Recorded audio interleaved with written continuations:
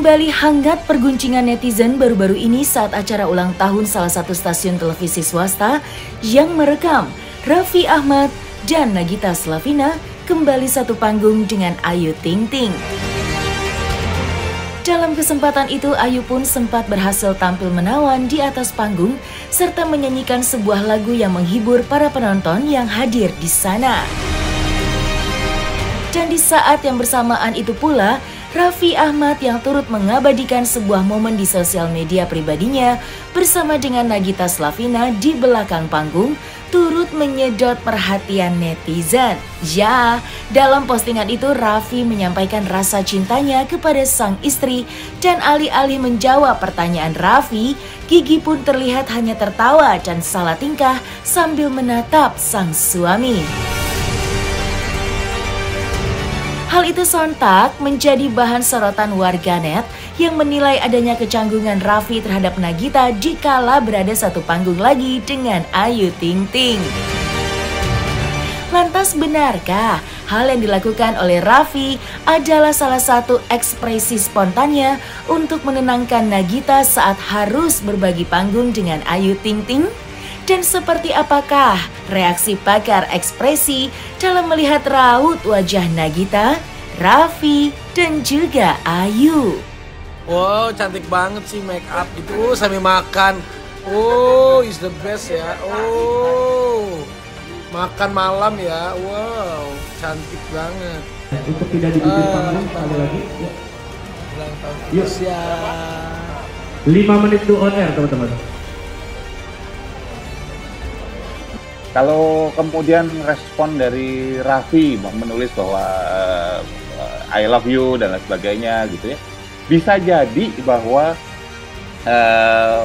ada perasaan misalnya waktu itu kita nggak tahu ya apa yang terjadi di rumah tangga mereka, apakah mereka berantem dulu segala macam.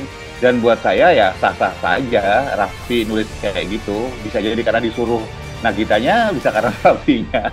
Menurut saya justru mereka ini orang yang paling paham tentang kemungkinan terjadinya hal seperti ini dan paling mungkin mengeksploitasi ini menjadi untuk kepentingan mereka. Mau Ayu Ting Tingnya, mau kemudian menurut saya justru kemungkinan mereka ini adalah orang yang paling bisa mengeksploitasi karena paham bahwa ini bisa jadi berita besar. Ingat bahwa buat di dunia entertainment, berita apakah itu negatif, positif atau apapun, itu adalah komoditas dan bisa dimanfaatkan.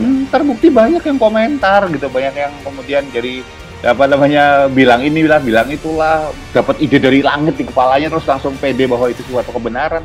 Kan artinya berita itu punya sebuah kekuatan yang bisa menghasilkan cuan tentu saja. Buat siapa? Para pelakunya. Sebetulnya nggak harus anak ya. Kalau misalnya ceritanya misalnya grogi gitu ya, maka mau anak, mau temen, mau ibu, mau siapapun itu bisa dijadikan tameng, nggak harus anak. Jadi kan kalau kita bicara tentang kemungkinan, hipotesa kemungkinan gitu ya, kita kalau tanpa menuduh gitu misalnya, apakah mungkin kemudian Bilqis dijadikan tameng buat Ayu Ting Ting? Kita kan bilang ya bisa jadi, tapi apakah pasti itu satu-satunya kemungkinan? Jawabannya tidak gitu loh. Bisa jadi cuman dibawa-bawa aja gitu, diajak aja kayak saya. Terlepas dari adanya komentar para netizen terhadap Raffi Ahmad dan juga Nagita Slavina, sebuah sorotan tajam juga tertuju pada insiden jatuhnya Ayu Ting Ting di atas panggung akibat kehilangan keseimbangan. Namun hal itu tidak membuat Ayu lepas kontrol. Sikap profesional Ayu begitu terlihat, dengan cepat Ayu bangkit dan meneruskan penampilannya dengan menunjukkan wajah yang ceria serta suara yang masih terdengar stabil. Namun, hal tersebut nampaknya bukan yang menjadi fokus utama para warganet. Insiden itu malahan dianggap beberapa netizen lantaran Ayu yang dinilai terlihat grogi atas kehadiran Raffi Ahmad yang bersama Nagita Slavina di satu panggung yang sama dengan dirinya. Lantas, seperti apakah psikolog hingga pakar media sosial melihat kehebohan netizen tentang Ayu, Raffi, dan juga Nagita yang sejak lama terus dikait-kaitkan oleh netizen?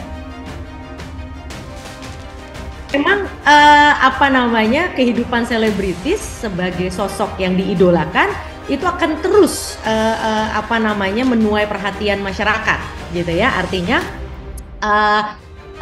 kehidupan rumor yang dikembangkan tentang selebritis itulah yang kemudian menjadikan masyarakat terus apa namanya, berkomunikasi, terus berdialog. Karena dalam studi-studi akademik menunjukkan justru dengan saling berdiskusi, bergosip misalnya, bahkan itu yang membuat apa namanya, kita memiliki bonding, memiliki keterikatan antara satu dengan yang lain. Jadi artinya memang apapun yang dilakukan atau dikatakan oleh netizen itu bukan masalah benar atau salah, tapi itu adalah ekspresi mereka yang masih terus memperhatikan sang selebritis.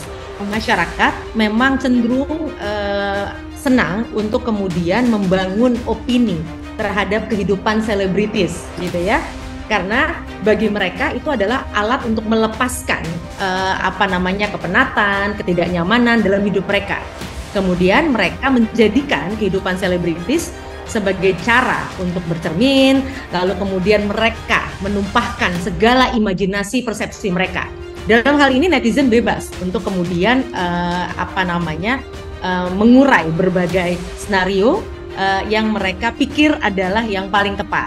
Tapi saya percaya bahwa apa yang terjadi kemarin itu sebenarnya tidak ada hubungannya satu sama lain, karena sebenarnya ini juga ada kasus ini kan juga sudah lama, dan dalam beberapa periode sebenarnya memang sempat ketika isu itu muncul dukungan terhadap Ayu Ting Ting berkurang. Namun seiring dengan waktu kita juga melihat bahwa apa namanya, ketika seseorang terus berkarya dan berprestasi, maka potensi mereka untuk bisa kemudian merebut hati masyarakat kembali itu sangat mungkin terbuka.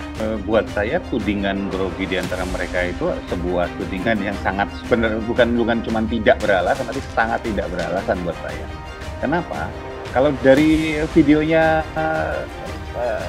Ayu Ting Ting sendiri, dia lagi benar-benar lagi senyum lebar, ketawa gitu ya, jalan terus kepleset jatuh dengan wajah yang sangat terkejut tiba-tiba. Dan kalau kita lihat gerakan kakinya itu benar-benar tidak, itu orang salah pijakan sih.